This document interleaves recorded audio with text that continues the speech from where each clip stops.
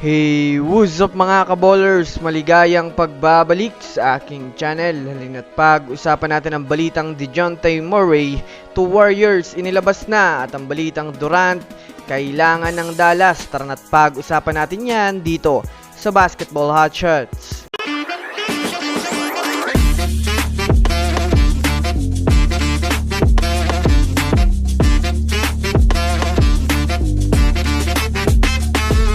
Una nga muna tayong dumako mga kaballers sa balita patungkol sa may usap-usapan nga daw na maaaring lumipat si Kevin Durant sa Dallas Mavericks sa susunod na season.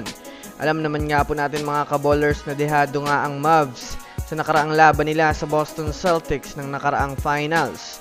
Napakaganda nga po mga kaballers ng ginawa ng Boston Celtics para ma-shutdown ang Mavs. Nagawa nga nilang ma-check si Luka Doncic at itong si Kyrie Irving na nagdahilan para hindi na makapalag pa ang Dallas ng maayos. Ayon nga po mga kaballers sa mga NBA analyst, kahit man nga daw magaling si Luka Doncic at Kyrie Irving, kinakailangan pa rin nga daw nila mga kaballers ng isa pang superstar na makakatulong sa kanila. In short, kailangan nga ng Mavericks makabuo ng Power Big 3 para makuha ang kampyonato. Kaya naman sa pinakabagong balita nga po mga kaballers na lumabas ngayon, itinutulak nga po ng mga NBA analyst itong si Kevin Durant para sa Dallas Mavericks dahil mas gaganda nga daw mga kaballers ang magiging lineup nila at mas lalakas pa. Ano sa tingin nyo mga kaballers? Tama lang nga bang i-trade itong si Durant papuntang Dallas? I-comment nyo na yan sa ibaba.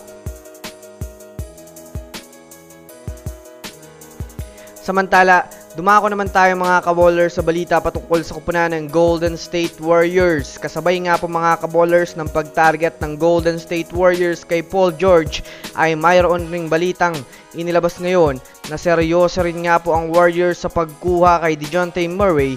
Ayon nga po sa ginawang trade proposal ng Golden State Warriors, matatanggap nga po mga kaballers ng Atlanta Hawks itong si Andrew Wiggins kasama ang 2026 to 2028 first round pick, habang mapupunta naman nga po mga kaballers sa Golden State Warriors itong si DeJounte Murray. Kilala naman nga natin ito mga kaballers bilang isang magaling na guard na maaasahan talaga pagdating sa scoring.